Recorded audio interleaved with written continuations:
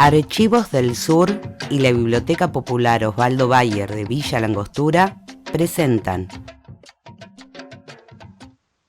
30 horas de agonía en la nieve, una de las crónicas de las memorias de un carrero patagónico de don Ascencio Abeijón.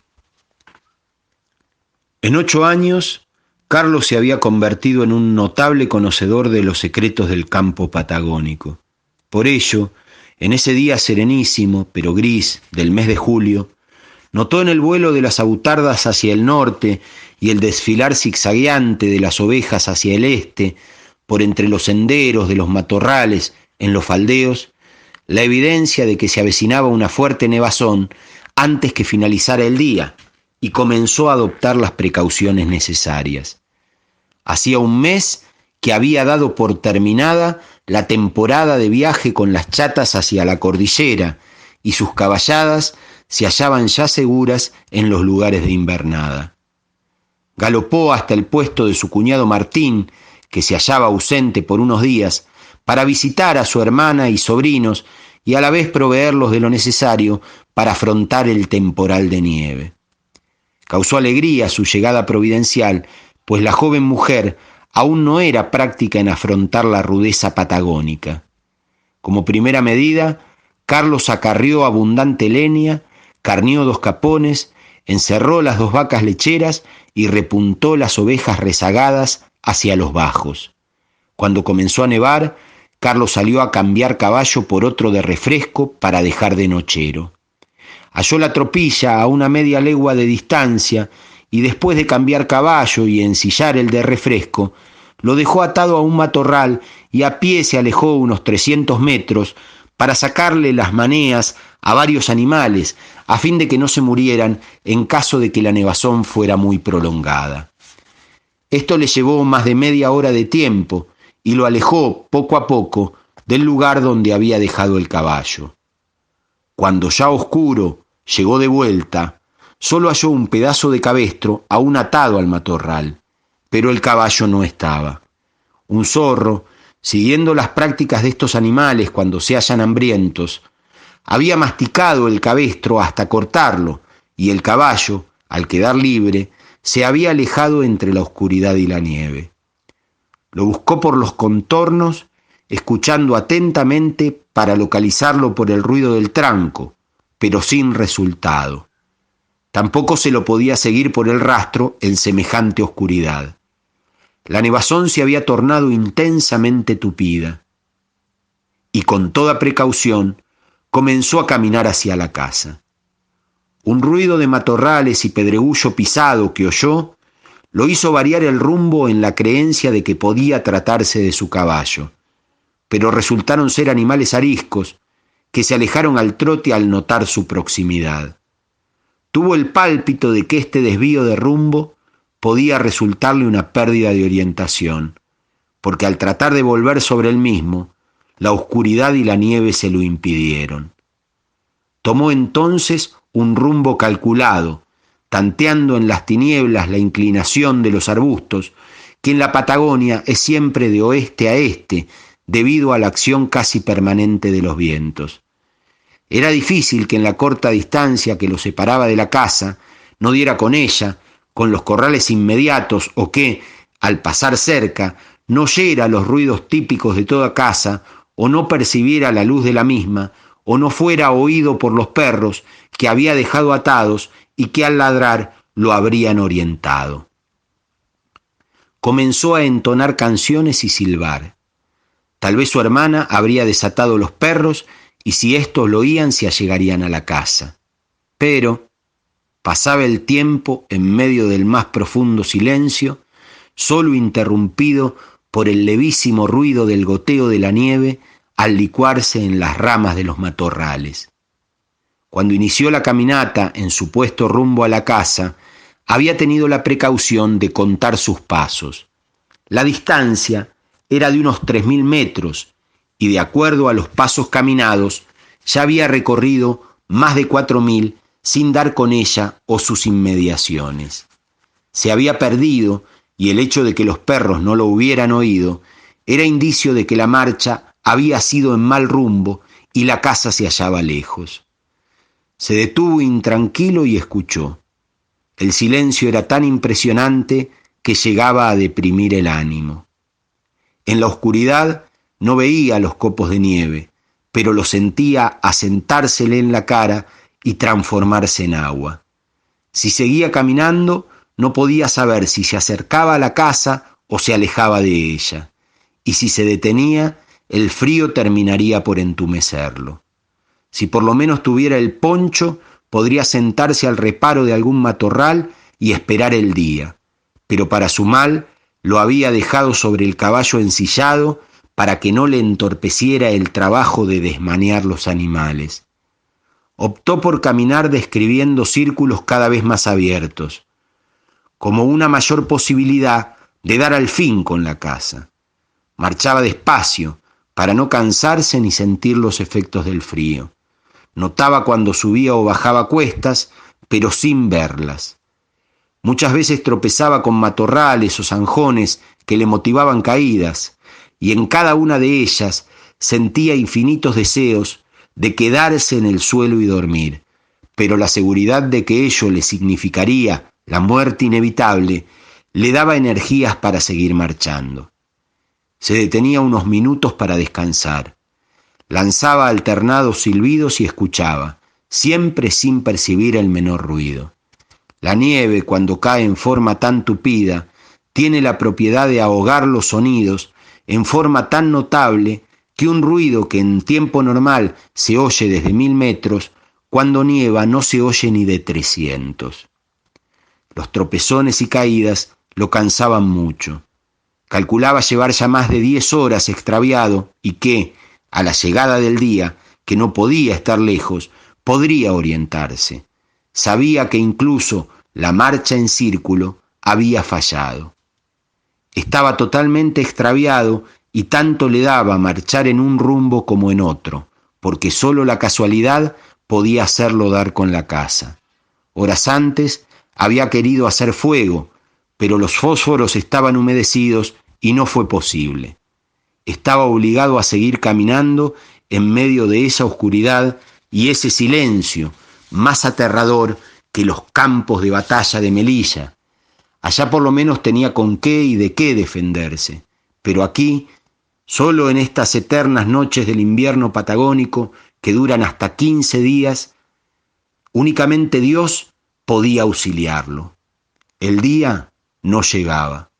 Mientras tanto Inés, la hermana de Carlos, que tanto se había alegrado con su llegada, luego de una espera de 2 horas, después de cerrada la noche, comenzó a sentirse inquieta. Sola con sus 2 criaturas y no habituada a las rudezas del desierto, la asaltó el presentimiento de una desgracia. Una sensación que la había venido persiguiendo desde la lejana Europa le tenía los nervios alterados. Creía en una maldición. Encendió 2 fogatas para que pudieran servir de guía a su hermano en caso de extravío. Luego hizo coraje y, tomando el Winchester, comenzó a disparar tiros al aire en forma alternada. Azuzó a los perros para que ladraran y el hombre pudiera oírlos. Siguieron pasando horas. Los perros, que Carlos había dejado atados cuando salió, comenzaron a aullar. Siempre aúllan cuando su dueño, al salir al campo, los deja atados para que descansen. Pero en esta oportunidad, a la joven mujer se le ocurrió que se trataba de una predicción de desgracia y comenzó a llorar. La niña, al ver llorar a su madre, también lloró, y entonces se contuvo y la abrazó. Después salió y desató a los perros, en la esperanza de que, como suele ser habitual en ellos en ciertas oportunidades, salieran en su busca. Seguían pasando con lentitud las horas. El asado ya estaba frío en el fogón apagado. El tranco de un caballo que se detuvo frente a la puerta la llenó de alegría. Salió afuera y le invadió la desesperación al ver que el caballo venía solo, ensillado y sobre el recado el poncho. Rezaba llorando en forma silenciosa para no despertar a los niños. clamaba por la llegada de su marido ausente y por su madre muerta. Imaginaba a su hermano, quebrado por alguna rodada del caballo, tirado entre la nieve. Montó en el caballo, que era muy manso, y salió a recorrer los contornos a tientas, librada al instinto del animal, llamando a Carlos y haciendo ladrar los perros, escuchando a cada tanto por si oía su voz. El caballo, que prácticamente andaba a su arbitrio, 2 veces la llevó a la casa. Al fin desistió de la inútil tentativa y entró en la casa. Los niños estaban despiertos y llorando. Lloró junto con ellos. Después que se durmieron, se quedó recostada en la cama, levantándose continuamente para asomarse a la puerta y escuchar si oía llegar a su hermano. Cuando llegó el ansiado día, la nieve caía tan tupida que no se veía a una distancia de 10 metros. Pasó el corto día sin comer, siempre en medio de su angustiosa espera, que aumentó con la llegada de la noche. Ya no tenía esperanzas, pero rezaba. Ya muy oscuro, siempre en medio de intensa nevada, llegó su marido Martín, quien de inmediato montó en el caballo del extraviado y realizó una intensa búsqueda en la noche acompañado por los perros, pero sin resultado. Mientras tanto, Carlos, valido de sus 32 años y su veteranía, aún sin saber hacia qué punto caminaba, seguía su penoso andar. El ruido típico de una bandada de avutardas al pasar volando hacia el sudeste, como lo hacen invariablemente en su emigración invernal de la Patagonia, lo convenció que caminaba en un rumbo contrario al que creía. Poco después, notó con alivio la llegada del día, pero la caída de los copos de nieve, que lo hacían lentamente y en espiral, como plumitas livianas, era tan tupida que no podía ver a más de 5 metros de distancia. No podía orientarse mientras no calmara, aun cuando fuera por unos minutos. Notó rastros borrosos de un caballo y perros. Sin duda lo buscaban. Quiso seguirlos, pero pronto la nieve los borró. Gritaba o silbaba en forma espaciada por si andaban cerca como para oírlo. Así siguió su odisea, ya casi sin esperanzas de salvar la vida, tan solo para prolongarla. Cada vez era más inaguantable la tentación de tirarse a dormir. El día desapareció sin que en un momento hubiera decrecido la intensidad de la nevada, que ya tenía una altura de casi 50 centímetros, y con la noche arreció el tormento. Caminaba con pasos espaciados para reservar en lo posible fuerzas en el caso de que parara la nevazón o llegara el nuevo día. Tal vez serían las 5 de la mañana cuando la nevazón comenzó a disminuir y poco después cesó totalmente, apareciendo algunas estrellas. Ello lo animó a seguir su tremenda lucha contra el frío, el hambre y el sueño que lo martirizaban, porque en cuanto amaneciera podría orientarse con seguridad. No era fácil resistir hasta la llegada del día, porque su resistencia ya estaba al límite. Conforme el cielo aclaraba, iba en aumento el frío y comenzó a helar y a soplar una leve brisa del sur. Al fin comenzó a aclarar. La luz del día trajo un mayor sufrimiento por el frío. Sus ropas comenzaron a endurecerse por la escarcha, pegándose a su cuerpo. Sus botas, aunque de buena calidad, ya estaban quemadas por la nieve. En lontananza alcanzó a ver 2 jinetes arriando caballos. Seguramente andaban en su busca, y aunque sabía que a esa distancia no podrían verlo, agitó los brazos haciendo señas con la boina, pero los jinetes se perdieron de vista pronto, en una dirección que los alejaba de él. Su andar se fue tornando casi maquinal, y cuando llegaba a algún lugar donde la altura de la nieve era mayor, caía al suelo y cada vez le era más difícil incorporarse. Solo su extraordinaria fuerza de voluntad lo mantenía en lucha. El sol salió brillante y muy frío, y su reflejo en la nieve comenzó a molestarle la vista dolorosamente. Conoció el lugar donde se hallaba, notando que en su marchar extraviado se había alejado más de 7 leguas de su casa, y se dio cuenta que a no mucha distancia había un profundo cañadón en el que estaban establecidos con ganadería 2 argentinos. Con paso exhausto cambió el rumbo en esa dirección. En un recorrido menor de 300 metros se cayó 3 veces y en la última apenas logró levantarse. De pronto, casi sin esperarlo, se halló en el filo de la loma que formaba el cañadón y casi de inmediato vio el puesto de cuya chimenea salía humo.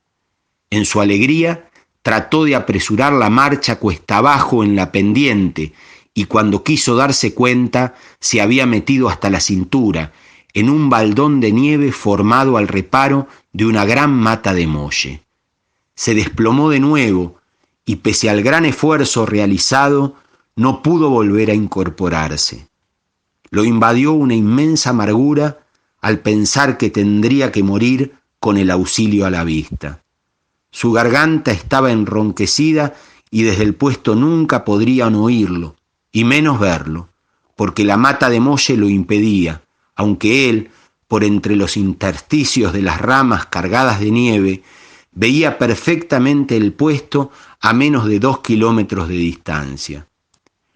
Un pensamiento providencial lo animó. Los perros.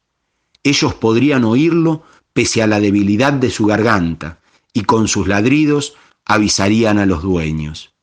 Quiso silbar, pero sus ateridos labios se lo impidieron. Entonces puso las manos en la boca a manera de bocina y empleando todas las fuerzas que le daba su desesperación, lanzó un grito ronco, desarticulado, pero bastante apagado. Un coro de ladridos le respondió desde el puesto, y a través del ramaje del molle vio a 3 perros casi juntos que ladraban en su dirección. Casi de inmediato se abrió la puerta del rancho y 2 hombres, uno de ellos con el mate en la mano, salieron a mirar, alternativamente hacia los perros y hacia el lugar para donde éstos ladraban. Tuvo un nuevo temor. Si no se incorporaba, los hombres no podrían verlo por sobre la mata de molle, y a lo mejor creían que la actitud de los perros era motivada por el paso de algún puma u otro animal, y volverían a entrar en el puesto. Notaba que se consultaban entre ellos, indecisos y atentos. Jugó su última carta. Apoyándose en un mogote formado por un coirón helado, hizo un esfuerzo sobrehumano y se puso de pie sobresaliendo sobre el molle, agitando la boina con la mano y emitiendo un lamentoso y ahogado pedido de auxilio, para volver a caer de inmediato entre la nieve. Pero a través de las ramas pudo notar que lo habían visto, porque uno de los hombres arrojó el mate sobre la nieve y a dificultosas zancadas comenzó a correr en su dirección, mientras el otro descolgó unas riendas y corrió hasta un corral desde donde salió a caballo, galopando hacia el filo del faldeo con la rapidez que se lo permitía la nieve. Entonces, dando ya por terminada su tremenda lucha, aflojó toda la tensión de su cuerpo, confiándose a los hombres que acudían presurosos en su ayuda. Los perros, siempre ladrando, se adelantaron a sus dueños y no tardaron en llegar al matorral, observando al caído con gruñidos recelosos y encrespado el pelo del cogote.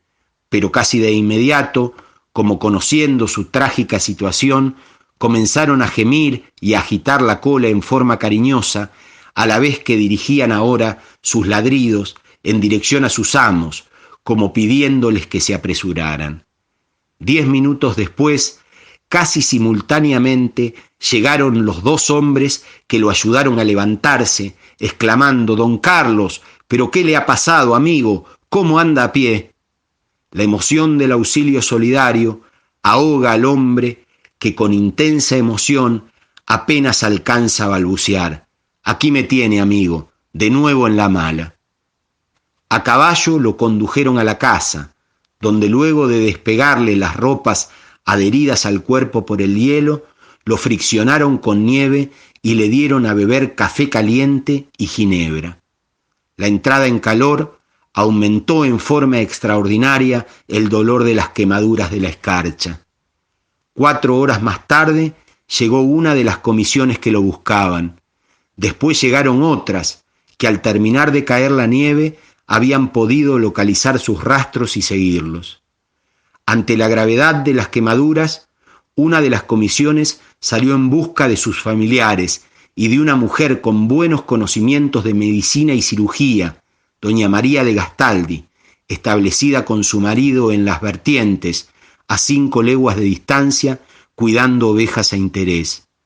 Era decidida, valerosa y hábil para el caballo, aún en las noches más malas.